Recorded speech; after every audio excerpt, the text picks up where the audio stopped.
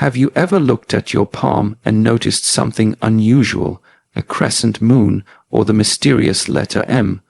What if I told you that this is not just coincidence, but a divine signal, a spiritual nudge meant to awaken you? The ancient masters believed that the universe does not speak in words, but in symbols. Your palm, a map of your destiny, carries these messages.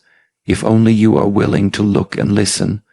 The moon symbolizes inner clarity, mystery, and potential. The M stands for mastery, mystery, and mission. These signs are not predictions, they are calls to action, calls for inner transformation. Do not wait for external signs. The mark is already within you. But now you must act. You must walk the path of awakening with discipline, humility, and purpose. Before any transformation can begin, the first and most essential step is awareness. Without awareness, we are like a boat adrift at sea, moved only by the tides of external influence, tossed by waves of emotion, pulled unknowingly by the winds of habit. But once awareness enters, the rudder appears. You begin to steer your life rather than be swept away by it. To awaken to awareness means to realize that you are more than your body, more than your thoughts, more than the constant voice in your mind that speaks from habit, fear, or memory. That voice is not you, it is a collection of past impressions. Awareness is the space behind the voice. It is the watcher, the witness, the one who notices the thought arise, float, and dissolve. You may ask, how do I begin? You begin by observing, not judging, not reacting, but simply seeing what is happening within you. Observe how your breath moves in and out. Observe how your mind rushes when you're anxious. Observe how your body tenses when you're afraid. Observe how your mood shifts when you enter certain places or speak to certain people. These are not small acts. They are the beginning of mastery. Start with your breath. It is always present. Inhale deeply. Exhale slowly and feel the moment between the two. That space is awareness. That pause is power. Bring this attention into your daily life. When walking, feel the ground beneath your feet. When eating, taste every bite without distraction. When speaking, notice the intention behind your words.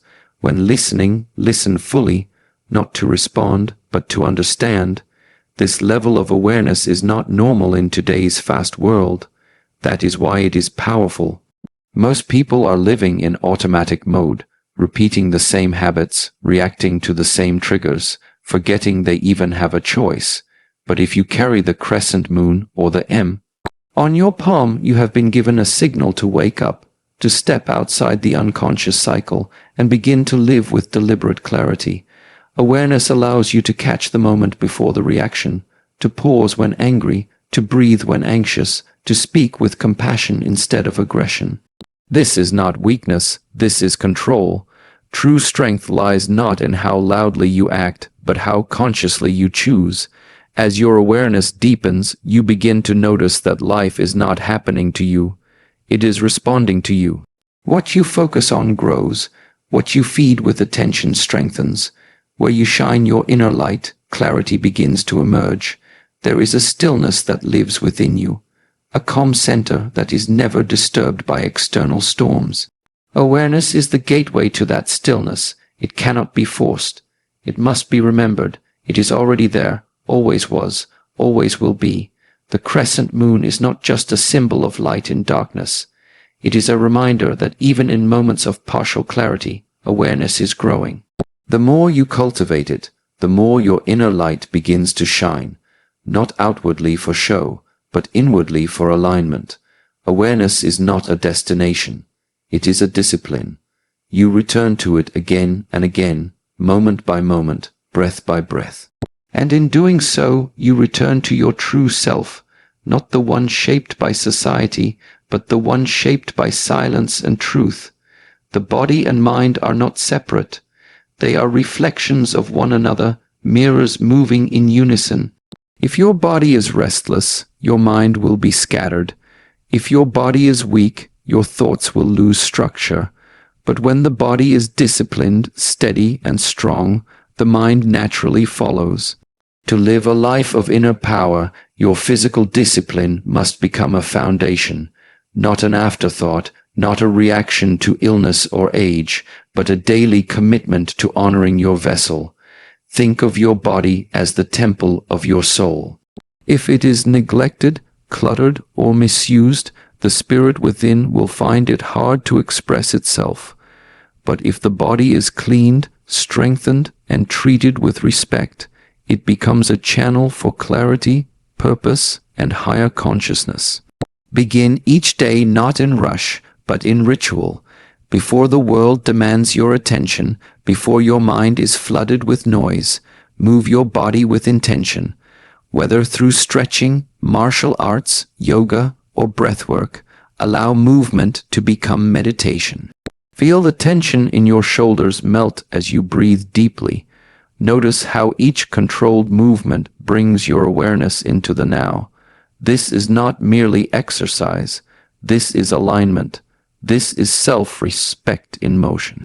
Do not wait for motivation. Discipline is what carries you when motivation fades. Discipline is the silent promise you make to yourself each day. A promise to rise, to train, to nourish, to refine. Every drop of sweat is a declaration that you are in charge of your path, not your laziness, not your excuses. Through physical discipline, you begin to forge the inner qualities required for mastery, patience, because growth is never instant. Focus, because every repetition demands presence. Resilience, because each challenge strengthens your threshold. Humility, because the body will always reveal your limits, and the mind must learn to bow and grow. The body is not just flesh and bone, it is memory. It stores every experience, every trauma, every emotion not expressed. Through disciplined movement, we allow these energies to be released, transformed, and purified. We allow stagnation to turn into flow, and slowly something deeper happens.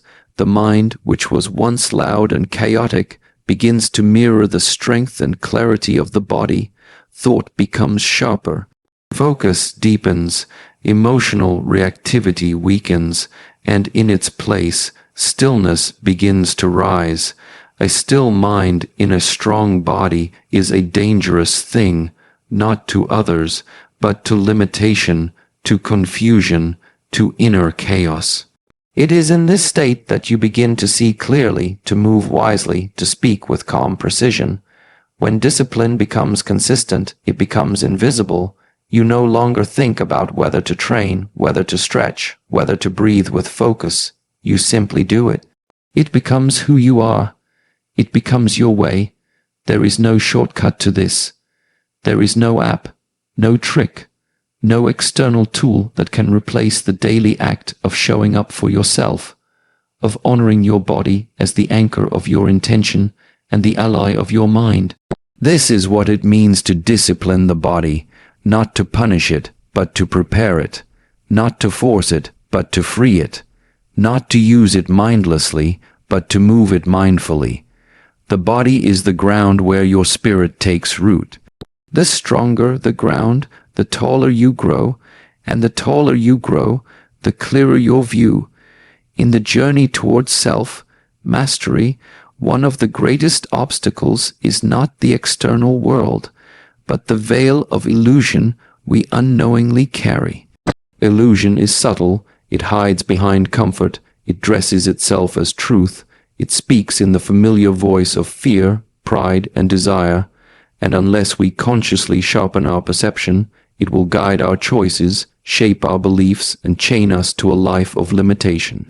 To cut through illusion means to see reality as it is, not as we want it to be, not as we were conditioned to believe it is, but as it truly reveals itself in the present moment.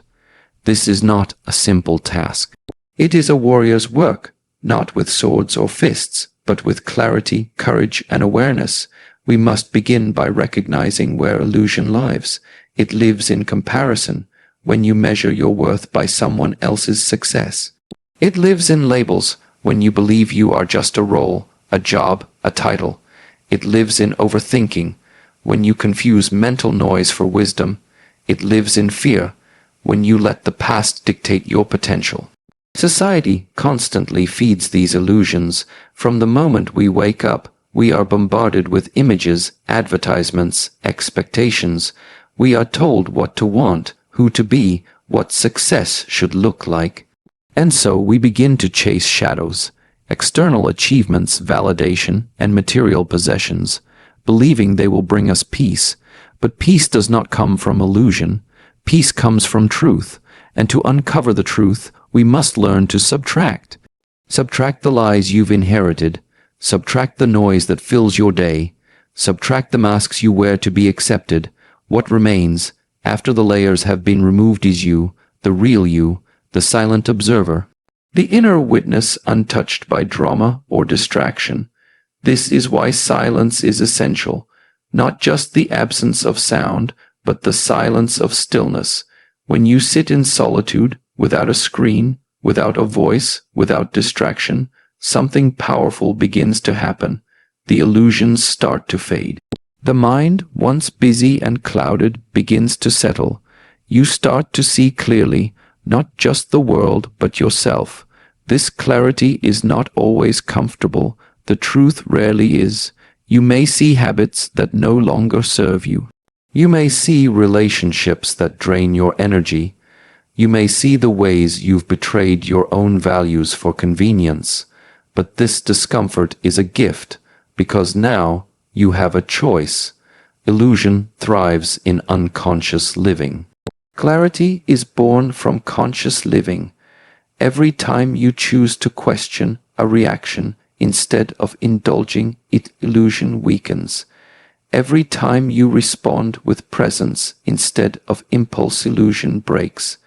Every time you slow down and observe rather than judge, clarity sharpens. This is why the ancient masters speak not just of training the body, but of refining the mind, not just learning but unlearning, not just adding knowledge but removing distortion. Just like a sword must be sharpened to cut, your awareness must be disciplined to discern. And once it is, you begin to live differently. You begin to notice what others ignore. You begin to sense what is real beneath what is spoken. You begin to move through life with a kind of inner precision that no outer force can shake. To cut through illusion is not to become cold or detached. It is to become awake, deeply awake to what serves your growth and what doesn't, to what nourishes your soul and what poisons it. When you live this way, your life simplifies, not because it becomes easier, but because it becomes clearer. You no longer waste time chasing illusions. You direct your energy with intention. Your actions become deliberate. Your words become clean. Your presence becomes powerful. Illusion can only hold those who choose not to look. But the moment you open your inner eyes and see with awareness, illusion has no place left to hide. In a world driven by urgency, instant gratification, and relentless ambition, the concept of divine timing seems almost foreign. We have been conditioned to believe that faster is better, that success must happen now, and that waiting is a sign of weakness or failure.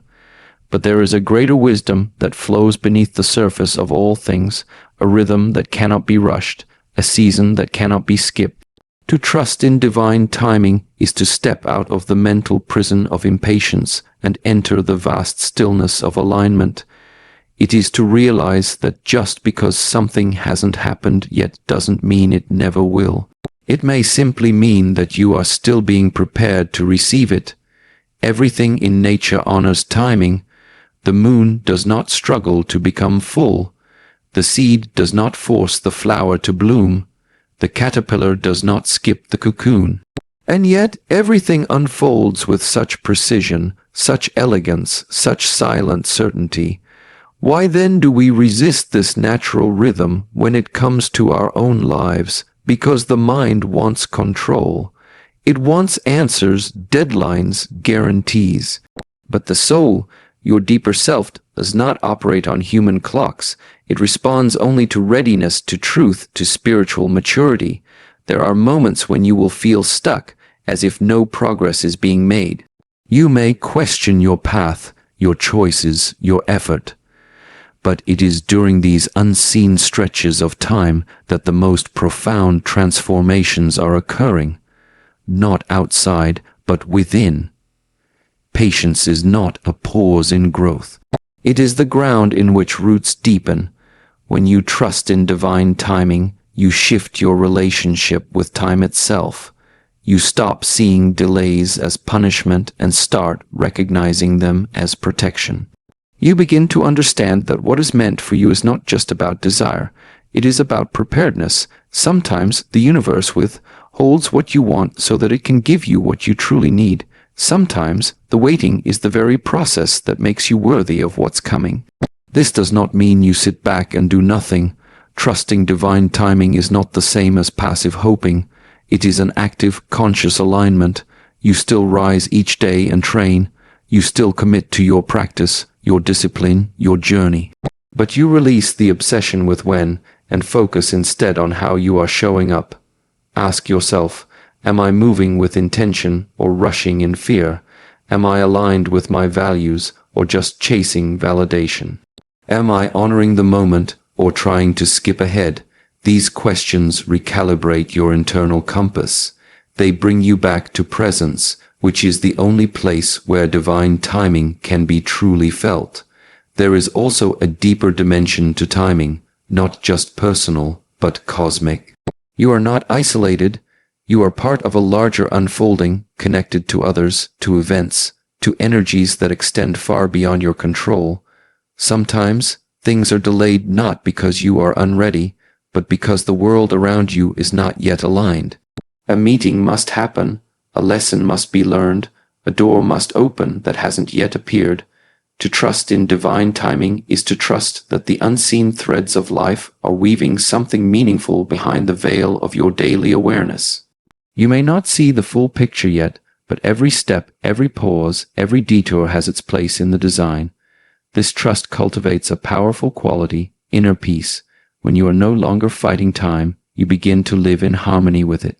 You become attuned to the moments when action is needed and the moments when stillness is sacred. You start to recognize that not all movement is progress and not all stillness is stagnation. You may be in a season of becoming, a season where the outer world seems quiet, but the inner world is shifting, where your hands feel empty, but your spirit is being filled with strength, with wisdom, with resilience. Let others rush. Let the world chase. Your path is not theirs. Your timing is your own, and that timing, when honored, will lead you exactly where you are meant to be. To live in alignment with purpose is not to chase some grand destiny written in the stars.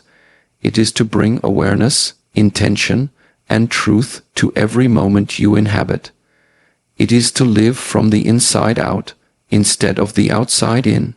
Your purpose is not something you find by running faster. It is something you uncover by becoming still, by listening deeply, by returning to your center. In this age of distraction, most people live disconnected from their purpose. They confuse routine with meaning. They follow trends, mimic paths laid out by others, and measure their success by how well they meet expectations, not how deeply they feel fulfilled. But a life that is not aligned with purpose will always feel restless. Even if it looks successful on the surface, there will be a quiet ache beneath, a sense that something essential is missing. Purpose is not always loud. It does not always announce itself in dramatic fashion. Sometimes it whispers. It appears as a sense of peace when doing something simple, a glow in the heart when you're helping others, a natural flow that arises when you're engaged in what you were made to do. These are the signposts of purpose, but to see them, you must be present enough to feel them. Living in alignment with purpose begins with self-honesty. Ask yourself, what energizes me, not just externally, but spiritually? What drains me, even if it brings temporary reward? Am I living for applause, or am I living in truth? To answer these questions, you must be willing to step outside the noise, because your purpose cannot be found in comparison. It cannot be found in the approval of others.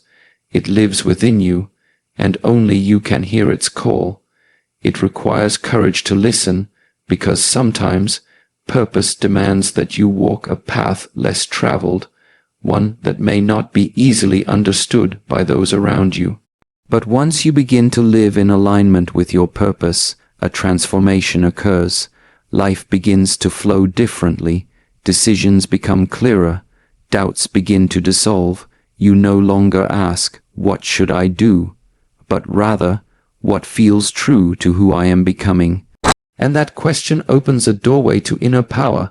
Purpose gives direction, but also discipline, because when you know why you're walking, you can endure any terrain. Challenges no longer shake you, they sharpen you. Delays don't defeat you, they deepen your roots. You are no longer reacting to life, you are responding from your essence. This alignment is not about what you do, but how you do it. A person aligned with purpose brings presence to everything, whether sweeping a floor or leading a team. The external task becomes infused with inner clarity. That's what makes purpose magnetic. People feel it. They sense when someone is not just working, but expressing their spirit through action. Purpose is also not fixed. It evolves as you evolve. What once felt aligned may one day no longer serve you, and that's not failure, it's growth. But the thread that runs through all phases of purpose is truth. When you remain faithful to what feels real, meaningful, and life-giving, you will never be lost for long. There is a difference between success and fulfillment. Success can be achieved by strategy. Fulfillment requires soul alignment. Many are successful by worldly standards, yet hollow within. But the person who walks in alignment with purpose, even if their steps are slow, is at peace, because they are not chasing, they are expressing. Do not confuse busyness with purpose. Many people are busy, running, achieving, performing, but feel empty. Purpose brings depth to your doing. It connects your daily actions with something eternal inside you. When you live with purpose, even ordinary moments become sacred. And perhaps the most beautiful truth is this: when you live your purpose, you inspire others to seek theirs, not by telling them, but simply by being. Your alignment becomes a beacon. Your stillness becomes a reminder. Your presence becomes a quiet invitation to awaken. In a world that constantly demands your attention, your energy is your most sacred currency. Where your energy flows, your life follows. Yet so often, we give it away unconsciously, to distractions, to drama, to people and places that leave us feeling empty. To protect your energy is not selfish, it is spiritual responsibility. It is the act of choosing presence over depletion, clarity over confusion, and inner harmony over chaos. Your energy is not infinite. You cannot pour from an empty vessel, and if you do not become the guardian of your own field, the world will gladly consume it without permission. Everything around you carries a frequency: people, conversations, environments, even your own thoughts.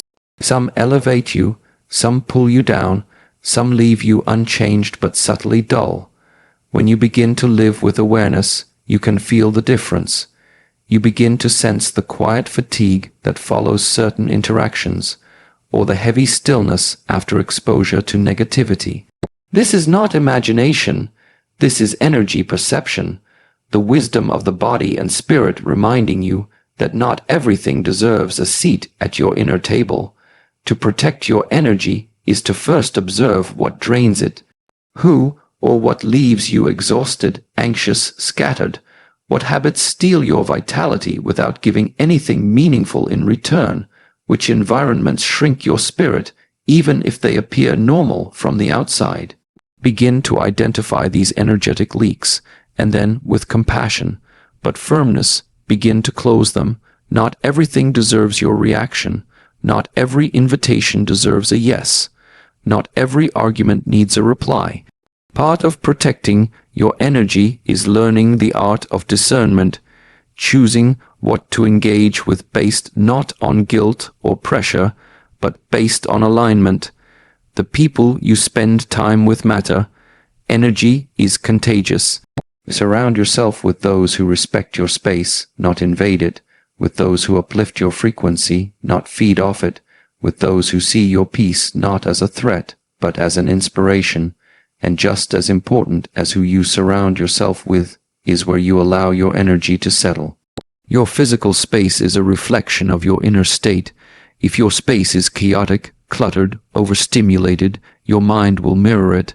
But when you honor your space, when you simplify, organize, cleanse, it becomes a sanctuary.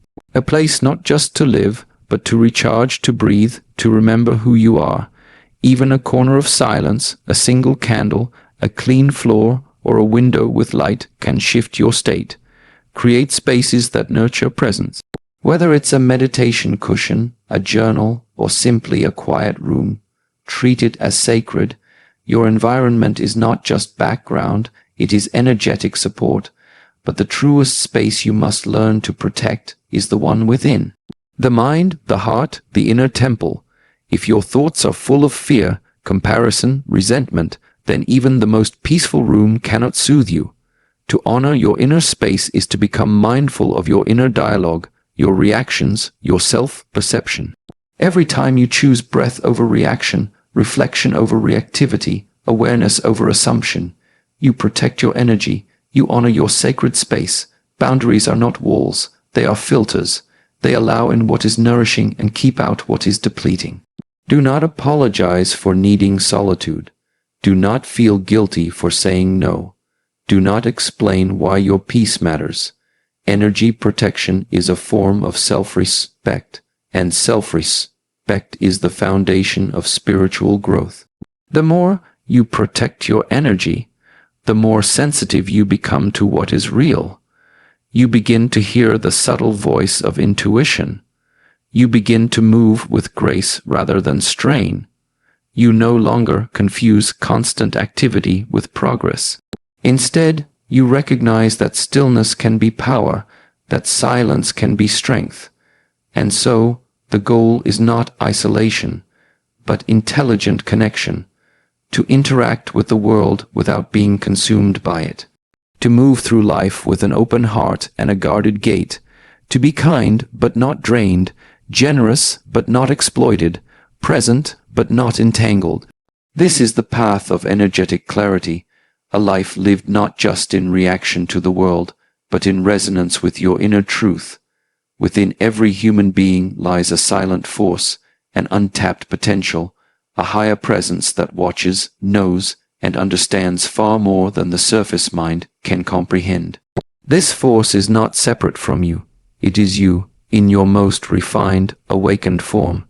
It is what the ancient masters referred to as the inner master, the quiet intelligence that transcends emotion, fear, ego, and limitation.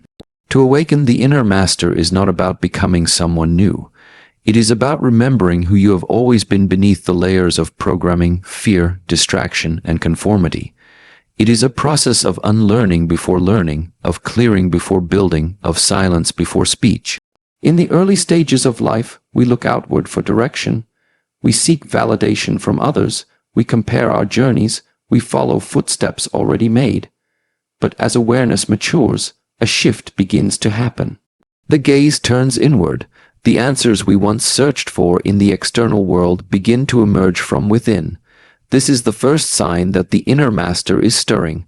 The inner master is not loud. It does not argue, boast, or demand. It does not chase goals out of ego or react impulsively to life's noise. It is steady. It is still. It is rooted in wisdom, not opinion, in presence, not drama. It speaks through intuition, through knowing, through deep calm amidst chaos.